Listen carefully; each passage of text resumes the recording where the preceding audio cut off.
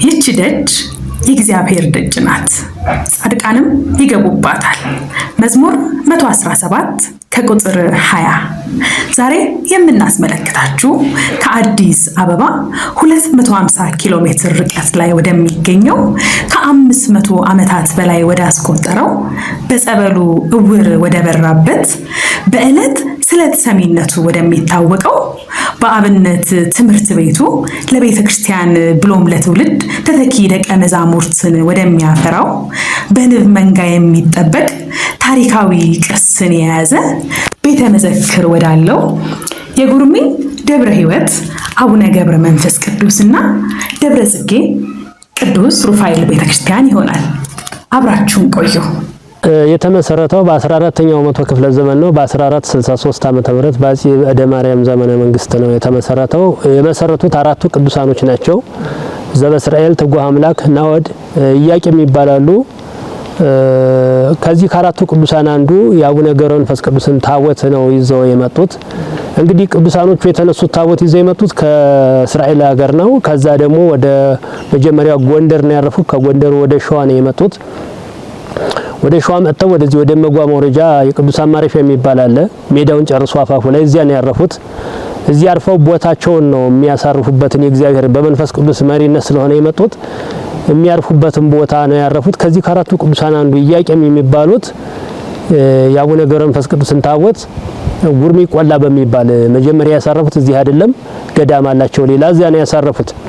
ከዚህ የተወሰነ ጊዜ እዚያ እንደቆዩ እዚህ ቦታው ላይ ንግድ የሚባሉ ትልቅ አባት እግዚአብሔር በራእይ የሚያነጋግራቸው ሚስጥር የሚገልጽላቸው አባት ስለነበሩ የእሳቸው መኖሪያ ነበር ይሄ ቦታው። እንግዲህ ይሄ ከ500 ዓመት በፊት ማለት ነው። ምንድነው ያሉት? እኛ አባት በራእይ ሲነግራቸው እግዚአብሔር ይሄ ቦታ እዚህ ቦታ ላይ የገብረ መንፈስ ቅዱስ ታቦት ከቆላ ከገዳም ይመጣል። ይሄ ቦታ ለልጆች አይወርስም፣ አይተላለፍም። ይሄ የሚሆነው የእግዚአብሔር ታቦት የሚያድርበት መስዋዕት ዕጣን የሚያርግበት ጸሎት ወደ እግዚአብሔር የሚያርግበት ስለሆነ በዚህ ቦታ ላይ ገብረ መንፈስ ቅዱስ ይመጣሉ፣ ታቦት እዚህ ቦታ ላይ ይመጣል፣ ቤተክርስቲያኑ ይሰራል የሚል ራእይ ስላዩ እኛ አባት ኑዛዜ ሲያተርፉ እዚሁ እልፍኝ ቅበሩኝ ነው ያሉት። እልፍኝ ቅበሩኝ፣ ገብረ መንፈስ ቅዱስ ይመጣሉ፣ እግዚአብሔር ነግሮኛል። ይሄ ቦታ የእግዚአብሔር ታቦት የሚያድርበት ነው፣ ለኔ ልጆች አይተላለፍም። ይሄ የታቦት ማደሪያ ነው የሚሆነውና እዚሁ ቀበሩኝ። ምናልባት ምንድነው ታቦት የሌለበት ቦታ ላይ ክርስቲያን እንዲቀበራችሁ ቢሏችሁ ለሚመጣ ወዳ በቁሌን ጓንዲት የምትባል በቁሌን ከፈሉ ብለው ኑዛዜ ያተርፈው ነው ያረፉት እኛ አባት። ስለዚህ በዚህ ምክንያት እግዚአብሔር የተናገረው ስለማይቀር እሳቸው ሚስጥሩን ስለገለጸላቸው እሳቸው ቤታቸውን የተቀበሩት ታቦት ሳይኖር እዚህ ከዚያ ወዲያውኑ ከገዳም እንዲመጡ ተደርጓል። ታቦቱ እንዲመጡ ሲያረጉ አባቶቻችን የቀደሙት አባቶቻችን ሲያረጉ ከገዳም ይዘው ሲመጡ ሜዳ ላይ አለ፣ አንድ ሜዳ አለ። እዛ ቦታ ላይ የእግዚአብሔር ታቦት አርፎ ወረብ ምስጋና ቀርበው ወደዚህ ሲያመጡ እዚያ ታቦቱ አረፈበት ቦታ ላይ ለምልክት የእግዚአብሔር ታሪክ ኩምበል የሚባል ዛፍ በቅሎበታል። የሚታይ ነው። ኩምበል ይባላል ዛፉ። ኩምበል የዛፉ ስም ነው በአማርኛ። በግዕዝ ደግሞ ባልወጥ ነው የሚለው መጽሐፍ ቅዱስ ትንቢተ ሆሴዕ ምዕራፍ 4 ቁጥር 14 ላይ ስሙ ተጠቅሷል። ይሄ ዛፍ የሚለው በግዕዙ ባልወጥ ነው የሚባለው፣ በአማርኛ ግን ኩምበል ነው የሚባለው። በዚህ አካባቢ ዛፉ ሌላ ቦታ የለም ለተአምር። እዛ ታቦቱ አቡ ያረፉበት ቦታ ላይ ነው ይሄ ዛፍ የበቀለው። የ500 ዓመት እድሜ ያለው ዛፍ አለ። አመሰራረቱ እንዲህ ነው። የቀበሌው ስም ጉርሜ ነው የሚባለው፣ አካባቢው ስም ጉርሜ ማለት የሰው ስም ነው። መጀመሪያ ለዚህ አካባቢ እንደ ሁለተኛው አዳም እንደማለት ነው። ሰው ሳይኖር ይሄ መኖር ሳይጀምር የሰው ልጅ እዚህ መጀመሪያ የመጡት ጉርምኝና አደሮ ይባላሉ። ወንድማማቾች ናቸው። አደሮ 16 ልጆች ወልዷል። ጉርምኝ 2 ልጆች ወልዷል። መስራቾች ናቸው ማለት ነው። እዚህ አካባቢ እዚህ ቀበሌው ላይ መጀመሪያ የሰው ልጅ መኖር ሲጀምር እነሱ ናቸው የገቡት። በሰውየው ስም ጉርሜ ተብሎ ይጠራል ማለት ነው። ምንድነው ቃል ኪዳኑ? ለዚህ ላይ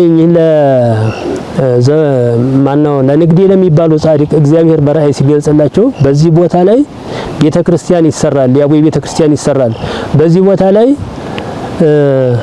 ጸሎት ስዕለት የሚሰማበት እግዚአብሔር መልስ የሚሰጥበት ቦታ ይሆናል ለልጆች አይተላለፍም ቅድም እንደገለጽኩት እንዲህ ነው ያላቸው በዚያ ቃል ኪዳን መሰረት እዚህ ቦታ ላይ በግልም ይሁን በማህበርም ይሁን በአገሩ ላይ እዚህ አሁን ህዝቡ በሽታም ወረርሽኝ ቢመጣ ምንም ችግር ቢመጣ ህዝቡ ተሰብስቦ አንድ ቀን ብቻ መጥቶ ከተናገረ ወዲያው ነው መልስ የሚያገኘው ይሄ ጸሎት የሚሰማበት ቦታ ነው ብዙ አባቶቻችን አዋቂዎች ሊቃውንት የነበሩበት ጸሎት መስዋዕት ያሳረጉበት ቦታ ስለሆነ በዚህ ቃል ኪዳን መሰረት ህዝቡ በዚህ በደንብ ነው የሚያምንበት የመንዝ ህዝብ ጠቅላላ ልዩ ልዩ የህግና ስነ ስርዓት ክፍል ቢሮ አለ እሱ ማለት ምንድነው በዚህ አካባቢ አሁን ቤተክርስቲያን በጣም የሚታወቅበት በዚህ አካባቢ በድሮ ቢሆን ሰው አሁን በገንዘብ እንኳን በሆነ ነገር ቢካካድ ሌላ ነገር ውስጥ ነበር የሚገባው ህዝቡ ካካደው እግዚአብሔር ያውቀዋል ብለው ሁለት ሰዎች የተዋሉትን ውለታ አንደኛው አላረክም አልሰጠኝም ወይ አላረክልኝም ቢለው ሌላ በቀል ነበር የሚገባው በድሮ ቢሆን አሁን ግን የህግና ስነ ስርዓት ክፍል አለ እነዚህን ሰዎች ቤተክርስቲያን ይመንልኝ በመስቀል ብላ በመጥሪያ ተጠራዋል ቤተክርስቲያን ሰውየው ይጠራዋል መጥቶ ይሄን ነገር አላረኩም ካለ በአቡነ ገብረ መንፈስ ቅዱስ መስቀል ይታመንልኝ ካለ አይምልም ሰውየው ይሄ ግቢው ሲገባ ያምናል አስማምተው የራሱ ባለሙያዎች አሉ ይሄን የሚሰሩ ዳኞች አሉ አስማምተው አስታርቀው ጸብ ክርክር እንዲጠፋ ትልቅ ስራ የሰራችው እቺ ቤተክርስቲያን ነች በስፍራው በጸበሉና በታቦቱ የሚደረጉ ገቢራተ ተአምራቶች በአባቶችና በአካባቢው ነዋሪዎች እንዲህ ይመሰከራል እዚህ ቦታ ላይ መጥቶ ምንም ይሁን የተፈጠረ ችግር ካለ መጥቶ አቡነ ገብረ መንፈስ ቅዱስ አምላከ ገብረ መንፈስ ቅዱስ ብሎ ህዝቡ ከለመነ ወዲያው ነው የሚሆንለት ይሳካለታል ይፈጸምለታል ከዚያም በላይ በደብሩ ላይ ያለው ገቢረ ተአምር ጠበል አላቸው ከነጭ ገደል ላይ ነው ጠበላቸው የሚወጣው እጅግ በጣም የገደሉ ርዝመት ከ100 ሜትር በላይ ነው የሚሆነው ከዛ ላይ ነው የሚወጣው በዚህ ጠበል እንደ ዋናው ስንቱ ይነገራል እንጂ ዋናው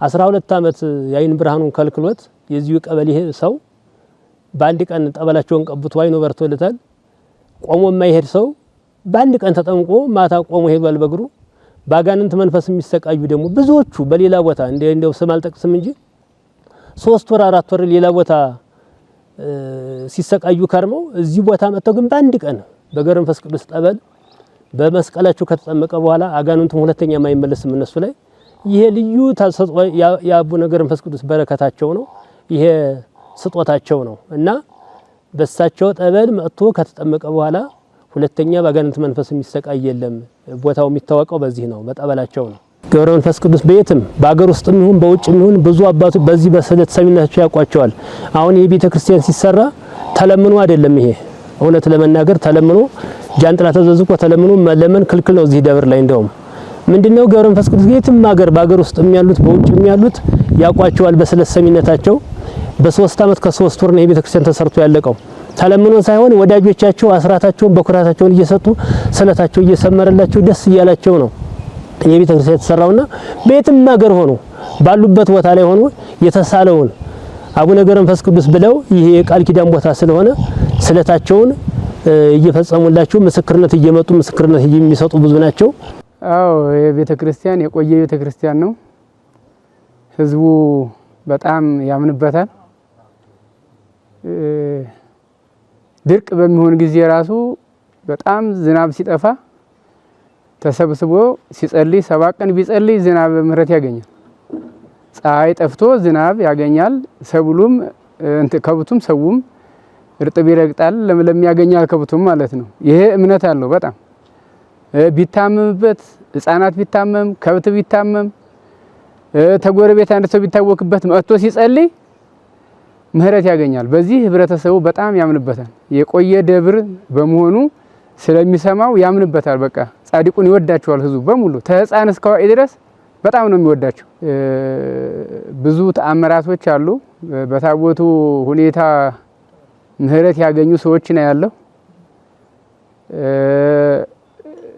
በጣም የታወቁ ሰዎችን አይቻለሁ በቃ በሚገርም ሁኔታ ላሞች እንኳን ላሞች የላቢ ወተት ሲያጡ እምነታቸውን ወስደው ለላሞቹ ቢረጯቸው ወተታቸው ጥሩ ይሆናል ማለት በዚህ ህብረተሰቡ በደንብ ይረዳል ያውቃል እና እኔም ይሄን ያየሁበት ሁኔታ አለ ማለት አሁን በ2016 ዓመተ ምህረት ያየሁት ተአምር ስላለ ነው በዚህ በስተደቡብ በኩል ማለት ነው ከዚህ ከቤተ ክርስቲያኑ በስተደቡብ በኩል የባህር ምሰሶ የሚባል ቦታ አለ ትልቅ ባህር ማለት ነው እና አጋጣሚ እዚያ ውስጥ ሰው ገባበት ወደቀ እንግዲህ ሰው ተጨነቀ እንዴት ይውጣ ባህሩ ትልቅ ስለሆነ ከደብረ ብርሃን ድረስ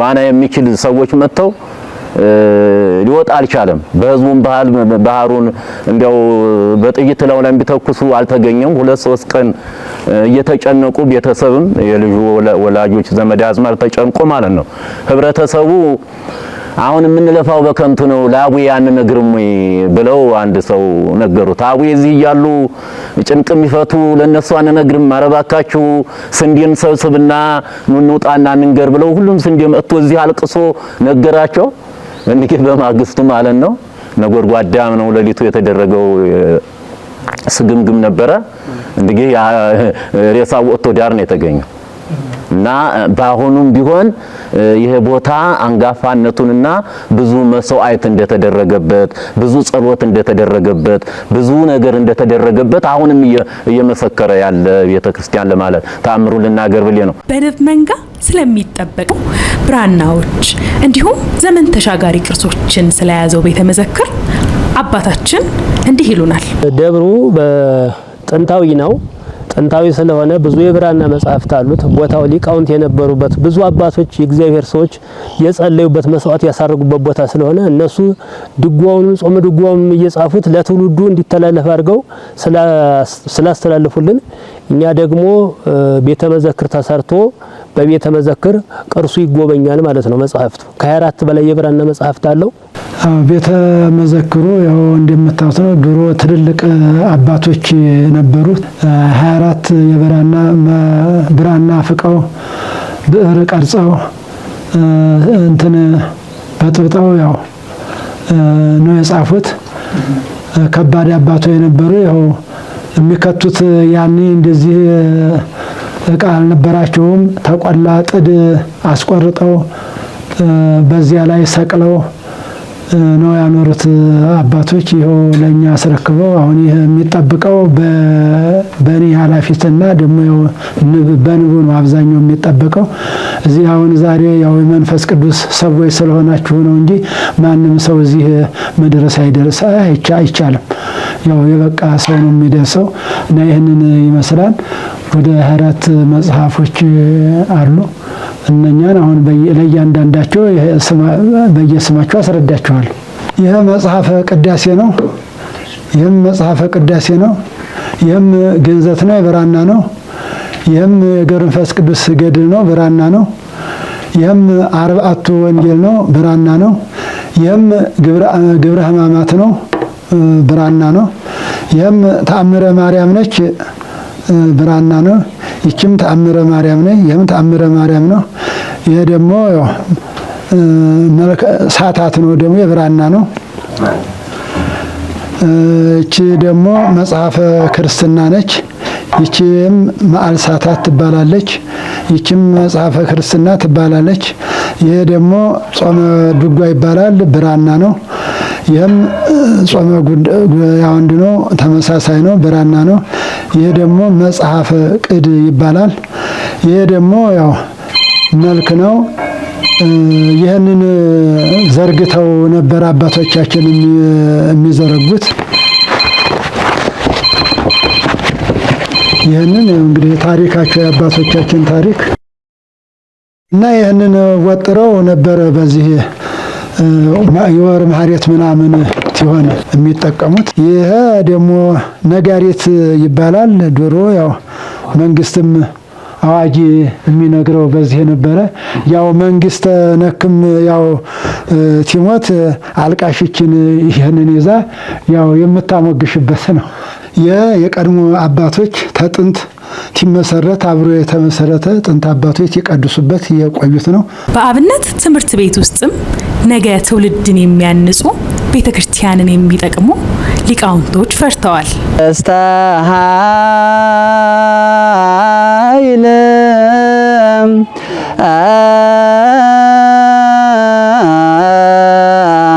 ወያ አስተርእየ አምላከ አማልክት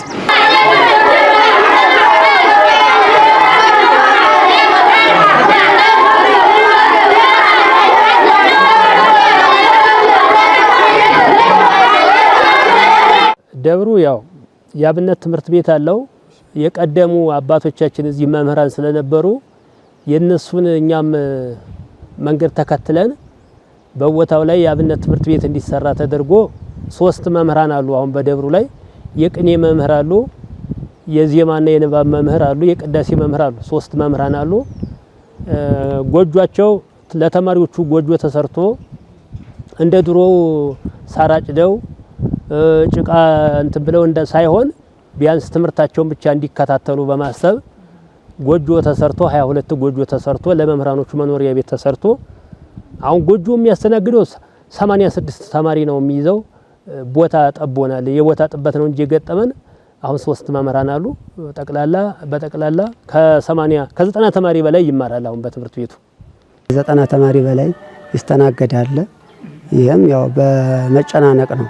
ጎጆቹ እንዳያችኋቸው በአብይ ጾም ላይ ዋና መሰረታዊ እንትኑ ሰበካ ጉባኤ አመቻቸው 3 እጅግ ፋቢል 4 የሚል ነው። ግን ተማሪዎቹ በመተዛዘንም እንደ ጓደኝነትም ከ5 እና እስከ 6 ድረስ ይጠቀሙበታል ማለት ነው። እና ከዚያም በበለጠ ያው አዲስ ተማሪ ሲመጣ እንመልሳለን ማለት ነው። እየመለስን ነው። ጥበት አለ ማለት ነው። ያው የጎደለ እንግዲህ ያው የቆሎ ተማሪ እንግዲህ ያው ብዙ ነገር እንደ ድሮ ያው የቆሎ ተማሪ ይባላል። ዛሬ ግን ተቆሎ ተማሪ ባይወጣም ዘመኑ ያው እንደዚያ እንደ ድሮ አይደለም። ለምሳሌ እኔ በመማርበት ሰዓት የቆሎ ተማሪ ይሉናል። ከዚያ የእመቤታችንን ስም ጠርተን የስለ ማርያም ብለን ስንቃችንን ሰንቀን አዘጋጅተን በዚያ እንማራለን ማለት ነው። ያም በሩቅ ተሰደን ነው ከአካባቢ ሰው ርቀን ማለት ነው። ዛሬ ግን እንደዚህ አይደለም። ያው በጣም ትምህርቱ ጥሩ ሆኖ እዚህ ቦታው የደብሩ ሰበካ ጉባኤ ለሌሎቹም ቤተክርስቲያን ጥሩ ይሆን ዘንድ ተማሪዎች ከዚህ ተምረው ፊደል ቆጥረው ባላቀሙ ቤተክርስቲያንን ያገለግሉ ዘንድ ያው እንደምታዩት ቦታ ተመቻችቷል። ሲመቻች ግን ያው የመማሩ እንትን ደግሞ ብዙ ጊዜ 1 ወር ከምሮ ተሆነ 1 ወር ቀጥቶት ይሄዳል ማለት ነው። ለምን ያው የስንቅ ችግር አለ፣ ልብስ አለ፣ ብዙ ነገር አለ እና ያለፈው ጊዜና የዛሬው አንድ አይደለም ማለት ነውና ችግር አለ። መማር ማስተማሩ ጥሩ ሆኖ ያው ተማሪዎች ያው ኢኮኖሚ ያጥራቸዋል፣ ልብስ ያጥራቸዋል፣ ምግብ ያጥራቸዋል። ቅዱስ ሩፋኤል በጣም ልዩ የሚያደርገው በመንዝ ህዝቡ ራሱ እድለኛ ነው። እድለኞች ነኛ በዘመናችን መልአኩ ታላቁ መልአክ ኃያሉ መልአክ እዚህ ቤተክርስቲያኑ መሰራቱ በእኛ ዘመን ይሄ ልዩ ያደርገዋል። እጅግ በጣም ሰፊ የሆነ ቦታ ነው ያለው። ሰፊ ቦታ ነው ያገኘነው። በዛም ላይ ደግሞ በአይነቱ ልዩ የሆነ ቤተክርስቲያን እግዚአብሔር ፈቃዱ ሆኖ ያው እየተሰራ ነው። ጠበል አለው መልአኩ ቅዱስ ሩፋኤል። ጠበሉ በራሱ ቦታ ላይ ነው ያው ተቆፍሮ ያወጣነው ጠበሉን።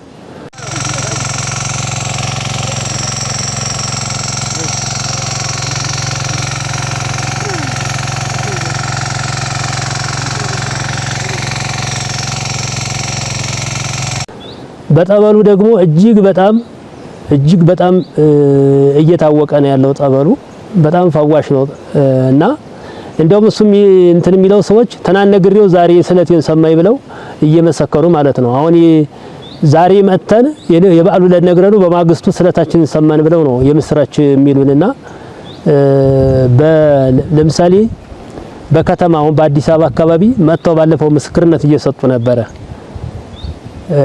ቅዱስ ሩፋኤል ያደረገው ተአምር እጅግ በጣም ብዙ ነው በዚህ ባጭር ጊዜ ውስጥ ማለት ነው፣ በጠበሉ ማለት ነውና በስለት ሰሚነቱም በጣም እየታወቀ ነው ያለው። ምንድነው ሴትየዋ ሲናገሩ ልጄ የ8 ወር ነፍሰ ጡር ሆና በሕክምና ስትታይ ልጁ አቀማመጡ ተዛውሮ ነው የመጣውና የመትረፍ እንትኑ አይድንም አሉኝ እና እጅግ በጣም አዝኜ መልአኩ ቅዱስ ሩፋኤል ከዚህ ጠበሉ የወሰኩትን ጠበል በቤቴ ትንሽ እያገኘውና በጠበሉ ቀባዋት። ግን ተስተካክሎ ተወልዶ ልጅ ታቅፋልኛለች ብለው መጥተው ከአዲስ አበባ ምስክርነታቸውን ሰጥተዋልና ምንድነው ገና ስላላወቀው ነው እንጂ ሰው እጅግ በጣም ፈዋሽ ጠበል አለው። በስለት ሰሚነቱም የነገሩትን ቅዱስ ሩፋኤል ቶሎ ነው መልስ የሚሰጠው። በቦታው ላይ ብዙ ተአምር እየታየ ነው።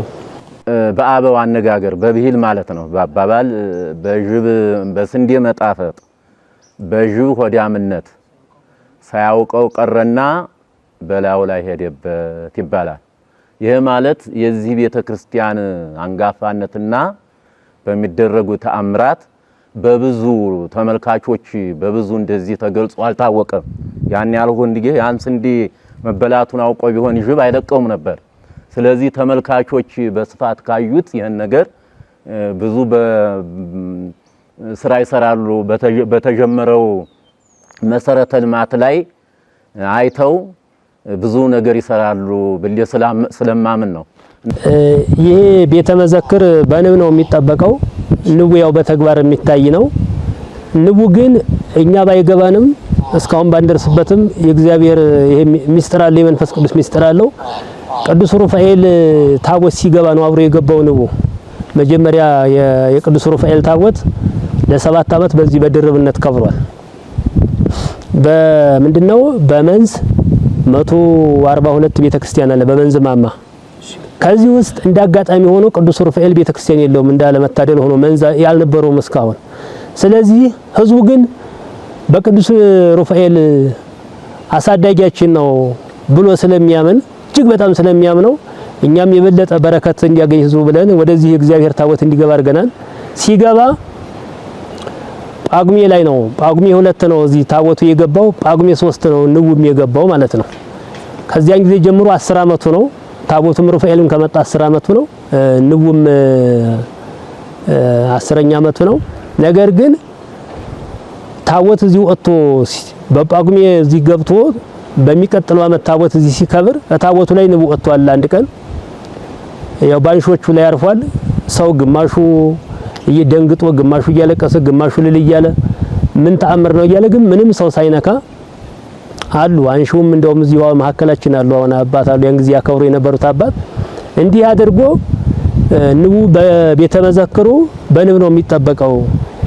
7 ዓመት ከቆየ በኋላ ግን እግዚአብሔር ፈቀደና የእግዚአብሔር ፈቃዱ ሆነና መልአኩ ቅዱስ ሩፋኤል እጅግ በጣም ሰፊ የሆነ ቦታ አገኘንና ለራሱ ቤተክርስቲያን 3ኛ አመቱ ነው አሁን ሲከብር ቅዱስ ሩፋኤል በዛ ለራሱ ይታያል ያለው መቃኞ።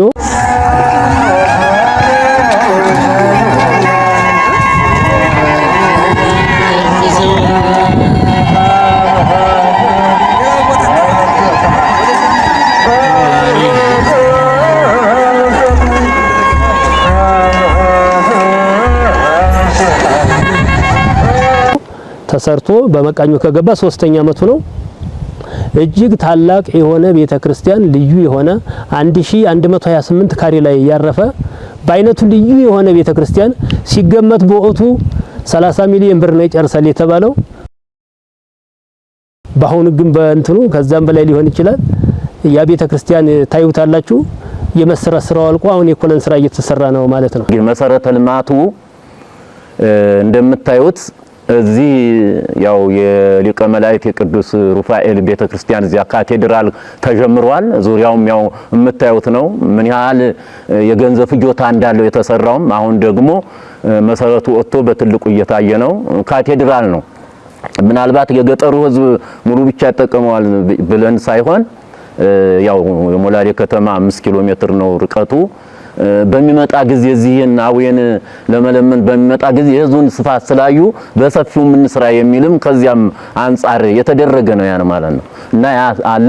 ከዚያ ደግሞ አብነት ትምህርት ቤቱ ላይ የቦታ ጥበት የለውም። የተማሪዎች መኖሪያ ቤቱ የተሰራው እንግዲህ ዘመኑን በዋጀ ለተማሪዎች አመች እንዲሆን መቼም የአብነት ትምህርት ቤት ነው። ጳጳሳት ሊቃውንት የሚፈልቁት በአብነት ትምህርት ቤት ነው። ለቤተ ክርስቲያናችን የመጀመሪያው በነገራችን ላይ አሁንም የሚጠበቀው መሰረተ ልማት የምንለው አብነት ትምህርት ቤቱን ነው።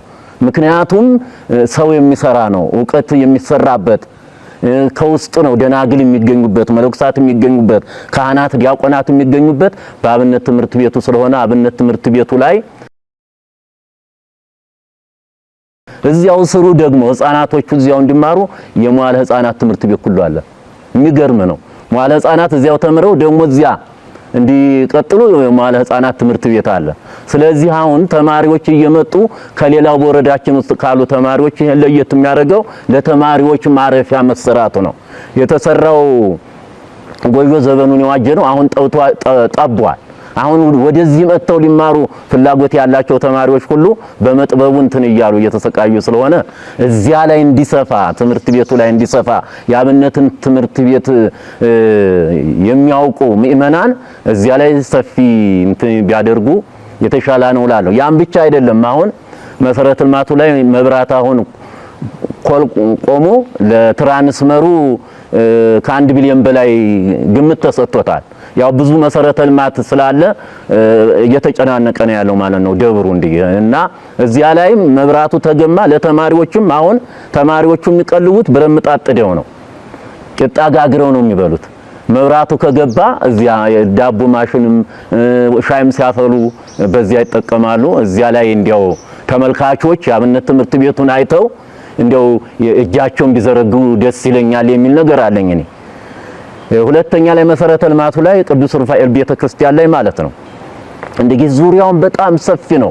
አሁን ይሄ አብነት ትምህርት ቤቱንም እዚያ ማስፋት ይቻላል ማለት ነው ረጅ ካለ። ስለዚህ እዚያ ላይ ካቴድራሉ ላይ ባለፈው ሲመሰረት ዲዛይኑ ሲወጣ ግምት የተሰጠው 30 ቢሊዮን ነበረ። አሁን እንዲህ ዘበኑ የገንዘብ እንትኑ ስለሚታወቅ ወደ 50-60 ይፈጃል ተብሎ ነው የሚታመነውና እንዲህ የቅዱስ ሩፋኤል ቤተክርስቲያን ለወረዳችን እሱ ብቻ ነው ያለው ከ142 አብያተ ክርስቲያናት አሁን እሱ ነው። ለምንድነው እዚህ የመጣው ያ ሩፋኤል ደግሞ የአካባቢያችን ማህበረ ምእመናን የሊቀ መላእክቱን የሩፋኤልን በዓል ጳጉሜ 3 ቀን ዝናብ ሲጥልላቸው ማለት ነው በውጪ ዝናቡን ደክረው ቅል ደክረው ይቀበላሉ። ያንን ጠበሉን ለእንስሳት ነፍሰ ጡር ምጥ በያዛ ጊዜ ያን ሲያጠጡ ስለምትገላገል ይወደዋል ህዝቡ። በጣም ስለሚወደው በዚያ መነሻነት እንዲመጣ ተደርጎ የመጣ ጊዜ ቅድምም ተገልጦ ይሆናል። እኔ እንደው በእውነቱም አሁን ተአምር እየተደረገ ያለው ታቦቱ መጥቶ የገባለት ምን መጥቶ እዚህ ታቦቱ ላይ አስሶ እዚያ መዘክር ጋር ገብቶ ታየዋለህ። እንዴ ያው ውስጥ ስለሆነ በውስጡ በጣራ ውስጥ ብዙ የማር እንትን እንዳለው ነው የሚያሳይ። ራሱ ንቦቹ ይዘውት የሚገቡ አባቀስሞ ተመለከቱ ታዩታላችሁ። የመብራቱ ጉዳይ ያው እንደምታዩት ፖል ተዘርግቷል። ያው ግን አልመጣም መብራቱ። ለምንድን ነው የማይመጣው? ፖል ተዘርግቶ እንዴት ነው ታዲያ በቃ የሚለው እንትን አለ። ያው ለማጥናትም ለመማርም ብዙ ጊዜ ያው ሰዓትን ለመሻማት በመብራት ለማጥናት ይመቻልና ያው መብራቱ አልገባም የለም። አሁን በቦታው ላይ ቀደም እንደገለጽኩት እጅግ ትልቅ የሆነ ቤተክርስቲያን በ1128 ካሬ ላይ ያረፈ ህንጻ ቤተክርስቲያን አሁን የኮለን ስራ እየተሰራ ነው። ለዚህም ህዝቡ እንደ አንድ ቃል ተናጋሪ እንደ አንድ ልብ መካሪ ሆኖ ህዝቡ በጣም የሚታዘዝ ቅን የሆነ በፍቅር የሚመራ ህዝብ ነው ያለው። አማኝ ነው። ለእምነቱ ቤተክርስቲያኑ በጣም ይወዳል። እግዚአብሔርም በጣም እንደው አገልግሎቱን የህዝቡንም ስለሚወደው ህዝቡም ደስተኛ ነው። በተለይ መልአኩ ቅዱስ ሩፋኤል እዚህ ከመጣ ጀምሮ ባዝመራው እንኳን ህዝቡ ተደስቷል። በእውነት እጅግ በጣም ልዩ በረከት ያገኘንበት አዝመራ ያገኘንበት ሰዓት ነው ይላል። ህዝቡ ታዛዥ ነው፣ ህዝቡ ይሰራል። እኛ ግን አሁን እየሰራን ያለነው ከቤተ ክርስቲያኑ ጎን ለጎን አዳራሽ ካህናት የሚያርፉበት አዳራሽ የለም ነበረ። ቀድሰው ሲወጡ እንዲሁ ፀሐይ ላይ ነበር የሚቀመጡት። እሱ አሁን ለጣራ ስራ ተዘጋጅቷል። ሁለተኛ ደግሞ መጠለያ ማለት ነው። እንግዳ ለሚመጣ መጠለያ 136 ሜትር የሆነ ርዝመት ያለው 600 ቆርቆሮ የሚጨርስ አሁን የኮለን ስራ እየሰራን ነው በጎን ግን ይህን ሁላ ስራ ለመስራት ቅድም እንዳልኳችሁ እዚህ አካባቢ ያው የአቅም ውስንነት አለ። በእግዚአብሔር ፈቃድ ነው ሁላ እዚህ የደረስ ነው እና ማንኛውም ሰው የእግዚአብሔር ልጅ የሆነ ሁሉ በዚህ በረከት ላይ ያው እንግዲህ እግዚአብሔር የወደደውን ከሩቅ ይጠራል ነውና እግዚአብሔር የፈቀደለት ሁሉ ተረባርቦ ይህንን ታላቅ መልአክ ቤተክርስቲያኑን እንዲሰራ ነው መልእክት ማስተላልፈው። ትንቢተ ሐጌ ምዕራፍ 1 ከቁጥር 8 ላይ ቤቴንም ስሩ፣ እኔም በእርሱ ደስ ይለኛል፣ እኔም እመሰገንበታለሁ ይላል የሰራዊት ጌታ ልዑል እግዚአብሔር። ታዲያ እኛም ጌታችን ይመሰገንበት ዘንድ ቅዱስ ሩፋኤል ይከብርበት ዘንድ ህንፃ ቤተ ክርስቲያኑ ተጨርሶ ለትውልድ እንዲተላለፍ የአብነት ተማሪዎቹ ስንቃቸው ሞልቶ ያለ ረሃብ እንዲማሩ የመብራት ብርሃን አግኝተው ነገ ቀድሰው እንዲያቆርቡን ተክነው እንዲናዝዙን ክህነተ ሐዋርያት እስከ ምጽአት እንዲቀጥል እግዚአብሔር ከሰጠን ጸጋና ሀብት ላይ በገዳሙ አካውንት የሰጠንን መልሰን እንስጠው። የዛሬን አበቃን። ቸርን ሰንብት።